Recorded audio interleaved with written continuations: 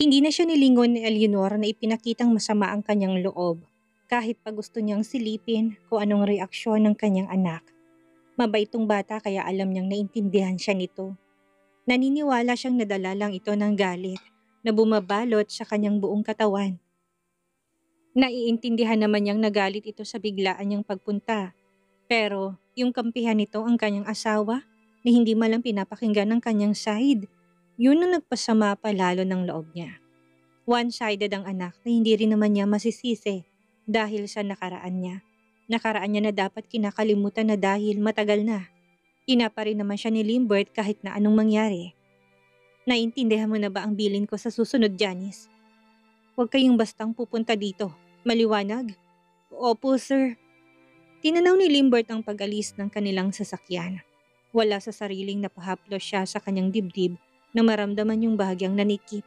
Alam niyang kahit malaki ang kasalanan ng kanyang ina ay ina niya pa rin ito na paniguradong nasaktan ang damdamin sa ginawa niyang pagsigaw. Ganun pa man ay wala siyang pinagsisisihan. Ipinagtanggol niya lang ang kanyang asawa na alam niyang siya ang tama. Hindi niya mapigilan ang mag-init ang bawat sulok ng kanyang mga mata.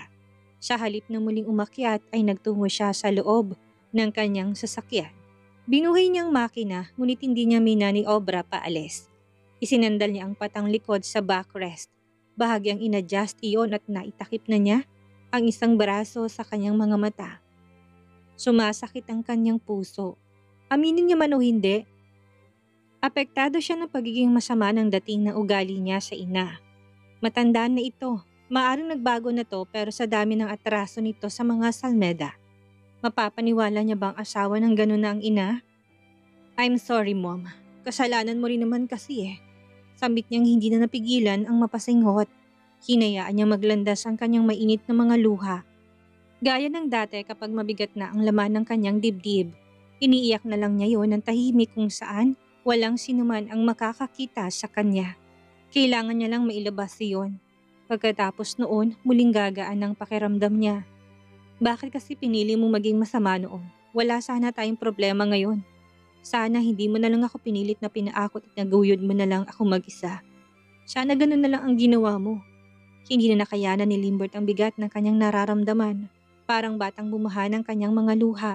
Hindi niya maintindihan kung bakit siya pinaparusahan ng langit hanggang sa mga sandaling iyon nang dahil sa kasalanan ng kanyang ina. Gayong naging mabait naman siya habang lumalaki. Pinilit niyang maging mabuting tao. Hindi siya nakikipag-away sa mga nagiging bully. Ang tagal naman ni Limbert, sambit ni Talia na lumabas na ng silid. Tinungo niya na ang main door at tuloy-tuloy na binuksan yon upang silipin ang ina ng kanyang asawa. Ngunit ang tahimik ng hallway ang tumambad sa kanya. Wala na rito si Eleanor at ang kasamang babae. Muli niyang isinara yon at nagtungo ng sofa. Matapos na maupo doon, ay muli niyang binasa ang message ng asawang pauwi na ito. Sinabi pa nga nitong bibilhan siya ng lasagna dahil cravings niya. Baka naman na traffic, kung hindi naman ay mahaba ang pila. Kumbinsi niya sa kanyang sarili. Kahit na nangangati ng kanyang mga kamay, natawagan ito hindi niya ginawa. Hihintayin na lang niya. Tatawag naman to sa kanya kung sakali na merong problema o nagka-problema siya pa uwi. Mrs. Mondragon, aayusin na po ba namin ang table para sa dinner niyo ni Mr. Mondragon? Lapit ng isang maid na halatang napipilitan lang dahil sa busangot niyang mukha at seryosong aura niya ngayon. Mamaya na, kapag dumating na siya saka niyo ihanda. Okay po. Samantalang nagawa ng kalamayan ni Limbert ang kanyang sarili sa nakalipas na kalahating oras niya doon. Nadala na rin ng kanyang sekretary ang lasagna na kanyang ipinabili. Ilang minuto na ang nakalipas. Pulang-pula ang mga mata niya na pinapahupa niya pa kung kaya naman ayaw niyang umakyat. Ilang beses niyang tinitigan ang number ng kanyang inatang message ni Janice na nagsasabing nasa apartment na sila. Nakakonsensya siya bilang anak. May damdamin pa rin ng kanyang ina na paniguradong damdamin ng kanyang mga sinabi. Dala lang naman ang bukso ng damdamin kung kaya nasigawan niya ito. Pero alam niya sa kanyang puso na mahal niya naman ang ina. Nawala lang yon sa kanyang isip nang makitang tumatawag ng kanyang asawa. Malamang ay nag-aalala na ito sa kanya dahil hindi naman gaanong malayo ang kanyang opisina sa kanilang tirahan. Nasaan ka na? Nasa office ka pa ba? Pilit na inayos ni Limbert ang kanyang mukha kahit na hindi nito nakikita upang maayos rin ang boses niya. Hindi niya pwedeng ipakita na sobrang down siya dahil paniguradong mag-aalala na rin ang asawa. Nandito na ako, mahal. Kadarating lang. Okay, akit na o gusto mong sunduin pa kita dyan? Tumawa lang si Limbert na batid ng lalaki na hindi man lang yun umabot sa kanyang mga mata.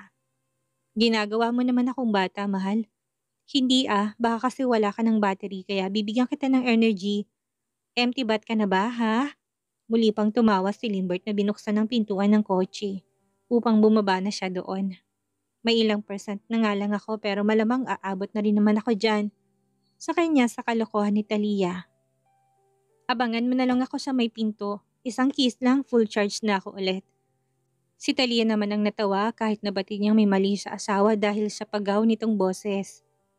Sige, sa mismong harap ng elevator na kita hihintayin. Pinatay na ni Talia ang tawag at lumabas na ng unit. Narinig niya kasing sumakay na ito ng elevator. Nang tumunog kaya ilang segundo lang ay paniguradong nandun na ito sa kanilang palapag. Magkakrus ang dalawang baraso sa harap ng dibdib na mataman siyang tumayo sa harap ng elevator. Nang bumukas yun ay tumambat sa kanyang mga mata, ang itsura nitong bagamat nakangiti ay namumula ang mga mata. Ang sakit ng mga mata sa ilaw sa daan. Nangapdi tuloy ang mata ko. Baka magkaka-sore eyes ako. Sa hula ni Talia ay nagkita sila ng kanyang ina, ngunit hindi niya na yon sinabi. Paglabas nito ng elevator ay mahigpit na niya itong niyakap. Tumingkayad na siya upang abutin ang labi nitong namumula. Ayan, sinalina na kita ng energy. Sambit ni Talia ang hindi pinansin ang sinabi ng kanyang asawa.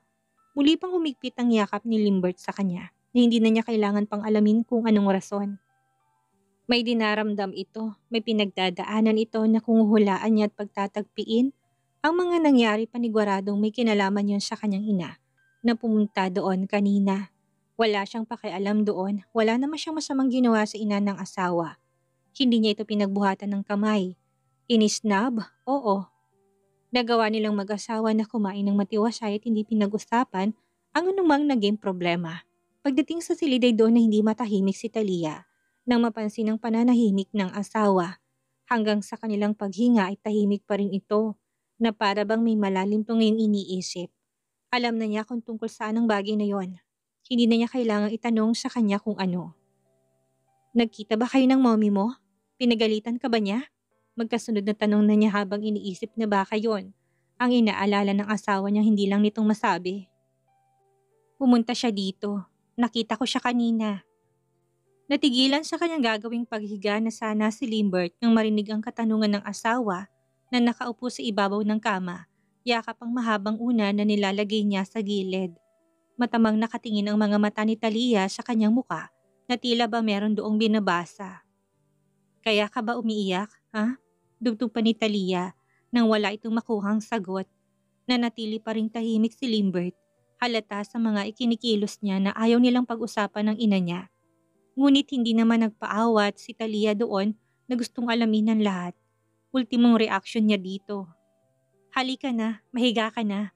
Imbis na sagutin ang tanong niya ayon ang sinabi nito ni Limbert na halatang iniiwas ang sarili na muli nilang pag-usapan ang mga nangyari. Ayos lang din naman kay Talia yon. Ano nga, hindi ko siya pinapasok dito kasi wala ka. Masama na ba ako nun? Tanong niya kahit na nag-aalangan. Galit ka ba sa akin dahil doon? Parang bata niya pang dugtong habang nakatitig sa asawa niya. Tinanggal ni Limbert ang nakabalot sa kanyang comforter at bumangon upang lapitan ng asawa. Sinubukan niyang yakapin si Talia upang dalahin na sa kanilang higaan. Hindi naman natinag si Talia na wala pa rin naging kibo ng mga sandaling yon sa kanyang kinauupuan.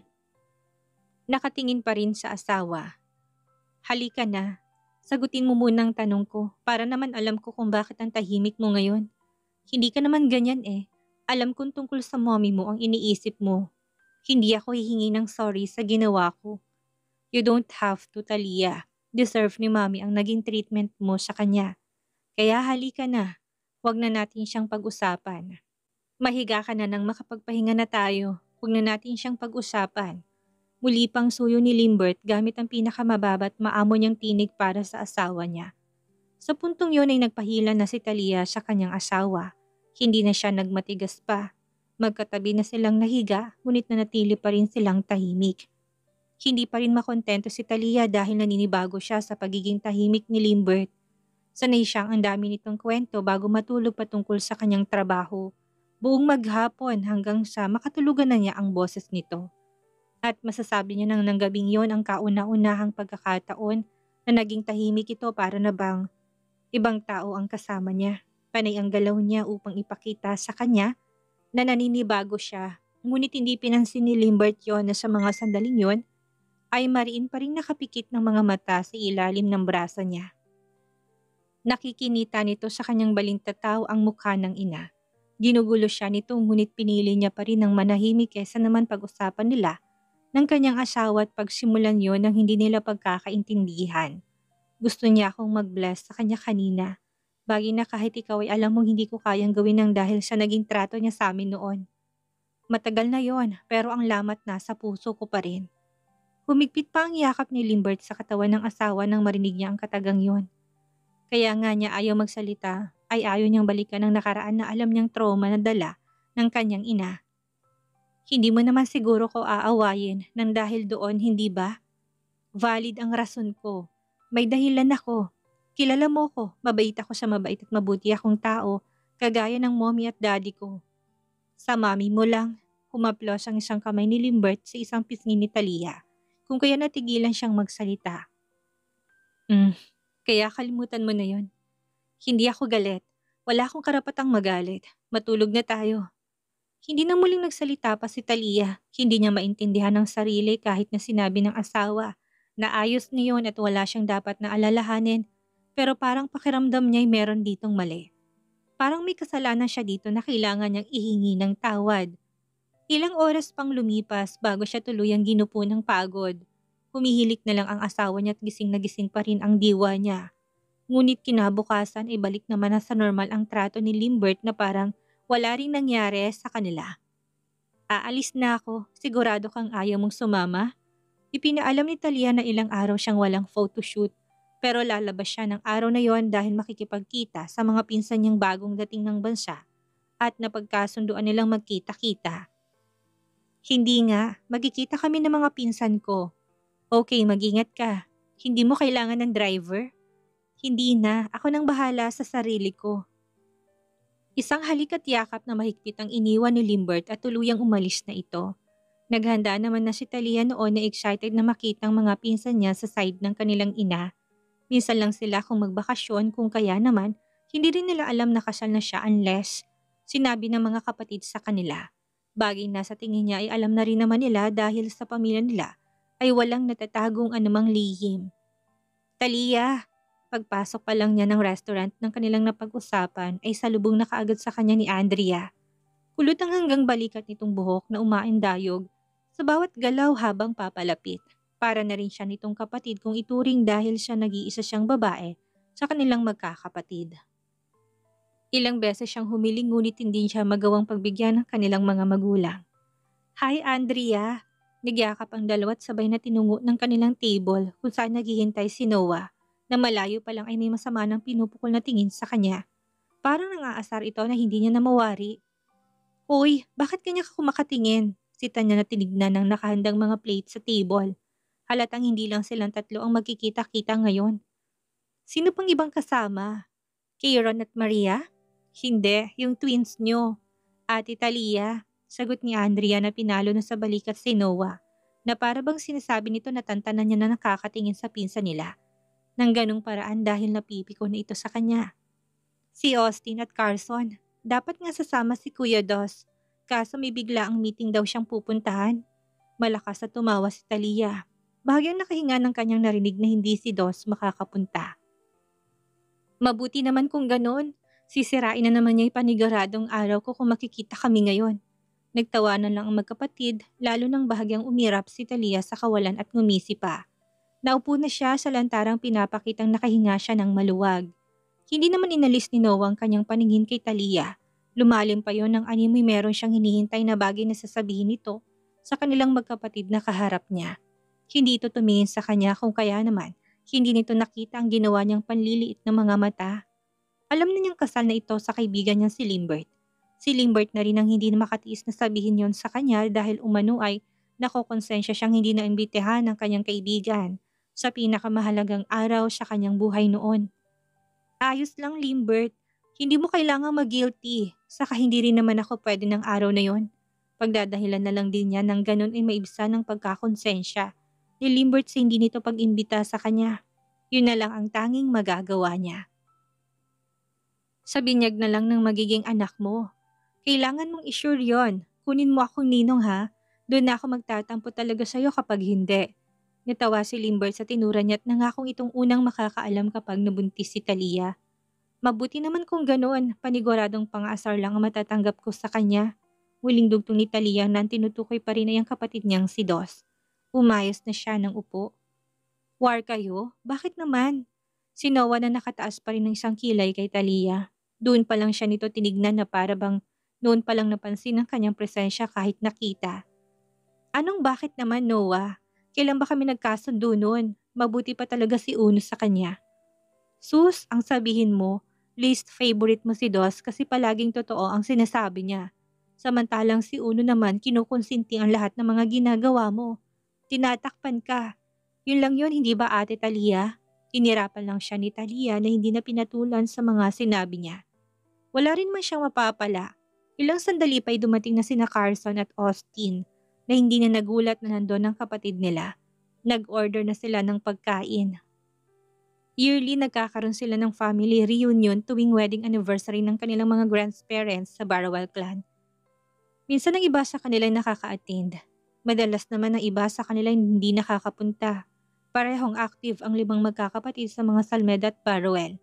Kailan ang balik nyo ng Paris? Pag-iiba ni Talia ng usapan dahil doon sa namamalagi pa. Next week na rin agad. Graduating na rin naman ako. Si Noah yun na tinignan ng tahimik na si Andrea. Kasama ka pa rin, Andrea, sa kuya mo? After niya makagraduate, ako na lang matitira doon.